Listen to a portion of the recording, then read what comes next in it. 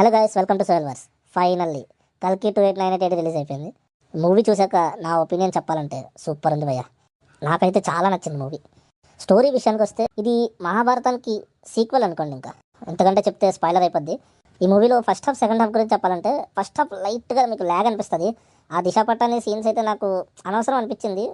ఏదో పెట్టాలని పెట్టారంతే. అండ్ ఇంకా ఫస్ట్ హాఫ్లో ఏంటంటే మొత్తం ఆ వరల్డ్ బిల్టప్ చేస్తూ ఉంటారు మొత్తం మనకి తెలియడానికి. అసలు ఈ యూనివర్స్ ఎలా ఉంది, ఏమైంది, ఇదంతా మనకి ఓల్డ్ బిల్టప్ మొత్తం ఫస్ట్ హాఫ్లో చేస్తారు. ఇంకా ఇంటర్వెల్ అయితే సూపర్. ఇంటర్వెల్ చాలా బాగుంటుంది. ఇంకా తర్వాత ఇంటర్వెల్ నుంచి ఉంటుంది ఇంకా మొత్తం యాక్షన్. ఇంకా అమితాబ్ బచ్చన్కి ప్రభాస్కి ఫైట్ ఉంటుంది. ఆ ఫైటే ఒక 30 minutes ఉంటుంది. అమితాబ్ బచ్చన్కి ప్రభాస్కి 2 ఫైట్లు ఉంటాయి. క్లైమాక్స్లో ఒకటి ఉంటుంది, ఇంటర్వెల్ తర్వాత ఒకటి ఉంటుంది. రెండు కూడా చాలా బాగున్నాయి. కమల్ హాసన్ గారి సీన్స్ అయితే ఓన్లీ 2 సీన్స్ ఇచ్చారు. క్లైమాక్స్లో ఒక ఎండ్ క్రెడిట్ సీన్ ఒకటి ఉంటుంది, స్టార్టింగ్లో ఒక సీన్ ఉంటుంది. అండ్ ఈ మూవీలో మనం ఆల్రెడీ గెస్ట్ చేసినట్టే 5 క్యామియోస్ ఉన్నాయి.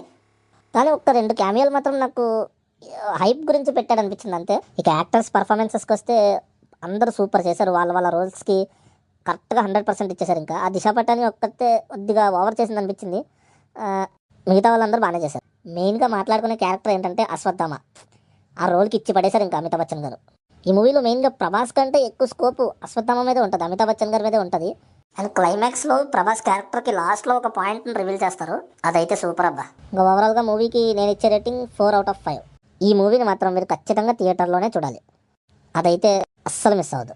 So that's it for this video guys. Signing off Soyal verse.